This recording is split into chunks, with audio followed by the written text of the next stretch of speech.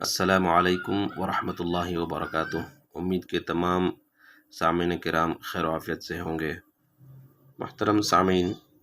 2 دن قبل یہ بات سننے میں آئی تھی کہ دہلی کے قریبی علاقے راتول سے اڑیسہ کی ایک جماعت کو نکالا گیا، محض اس وجہ سے کہ اس جماعت کے پاس نظام الدین کا پرچہ نہیں تھا، یا پھر وہ جماعت بغیر مشورے کے آئی تھی۔ ویڈیو میں بآسانی دیکھا جا سکتا ہے کہ ایک محترم بزرگ جو تعلیم کے لیے بیٹھے ہیں، انہیں ایک شخص انتہائی جاہلانہ طریقے پر وہاں سے اٹھانے کے لیے ان سے بحث و تکرار کر رہا ہے۔ نہ اسے مسجد کے آداب کا خیال ہے، نہ ہی دعوت و تبلیغ کے اغراض و مقاصد کا کچھ پتہ ہے، نہ ہی اس کے پاس اسلامی تعلیمات کا کوئی پاس و لحاظ نظر آ رہا ہے، نہ ہی اسے اس بات کی فکر ہے کہ اس کی ان جاہلانہ حرکات سے مسلمانوں میں اور غیر مسلموں میں کیا میسج جائے گا۔ اور دعوت و تبلیغ کا کام تو لوگوں کو مساجد کی طرف لانا ہے۔ صحابہ کرام کے زمانے کی طرز پر سارے کام مساجد میں انجام دینا ہے،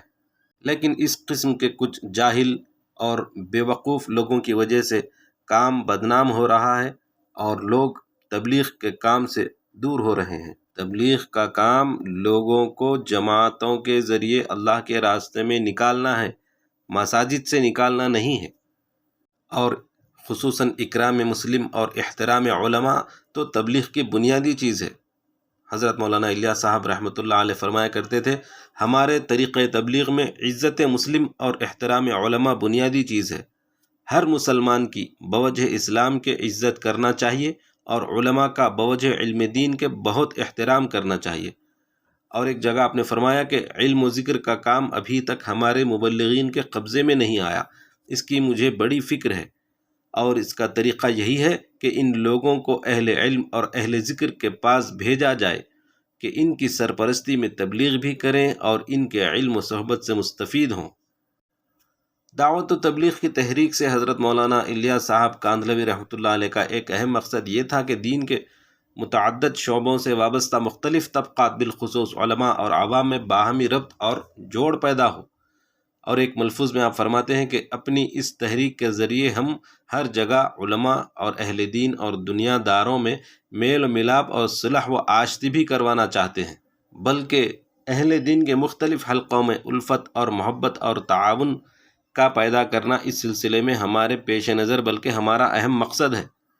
تو اس قسم کے آج کے یہ جو حضرات حرکتیں کر رہے ہیں، مساجد میں جماعتوں سے روک رہے ہیں، یہ حضرت مولانا الیاس صاحب رحمۃ اللہ علیہ کے اس اہم مقصد کو فوت کر رہے ہیں، اس اہم مقصد کو نقصان پہنچا رہے ہیں۔ تو بجائے الفت اور محبت اور تعاون کرنے کے، خود اپنے ہی بھائیوں کو جب مسجد میں داخل ہونے سے روک رہے ہیں تو دیگر طبقات سے، دیگر حلقوں سے باہمی ربط اور جوڑ پیدا کرنے کا کام کیا خاک کر سکیں گے۔ اور یہ عام مشاہدہ ہے، اکثر یہ بات دیکھنے اور سننے میں آتی ہے کہ نظام الدین کی ترتیب پر چلنے والے حضرات اس قسم کی ضدی حرکتیں کرتے ہیں۔ حضرت مولانا الیاس صاحب علیہ الرحمہ اس دعوت والی محنت کو لے کر ہمیشہ بے چین اور فکر مند رہتے۔ آپ کو ہمیشہ یہ اندیشہ رہتا کہ یہ کام اگر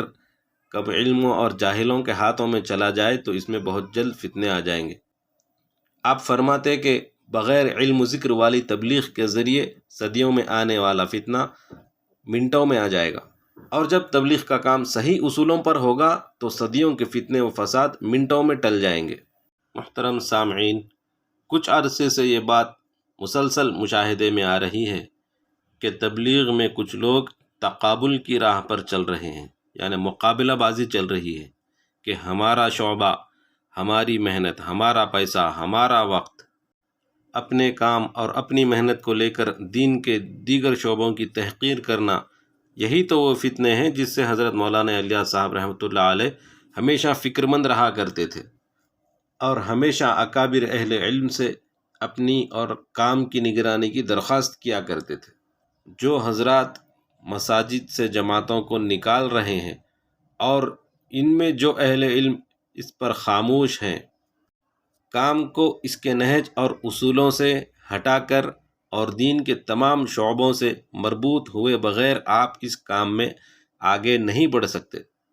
بلکہ آپ کی یہ حرکات کام کو نقصان پہنچانے کا باعث بنیں گی۔ تبلیغ کا کام تو یہ سکھاتا ہے کہ ہم دوسروں کو فریق نہ سمجھیں بلکہ رفیق سمجھیں،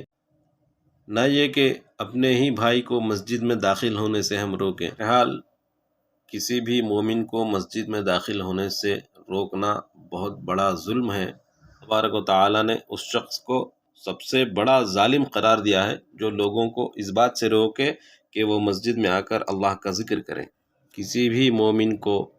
کسی بھی بہانے سے مسجد میں داخل ہونے سے روکنا بہت بڑا ظلم ہے، اور روکنے والا بہت بڑا ظالم ہے۔ اللہ پاک ہمیں ظالموں میں ہو جانے سے ہماری حفاظت فرمائے،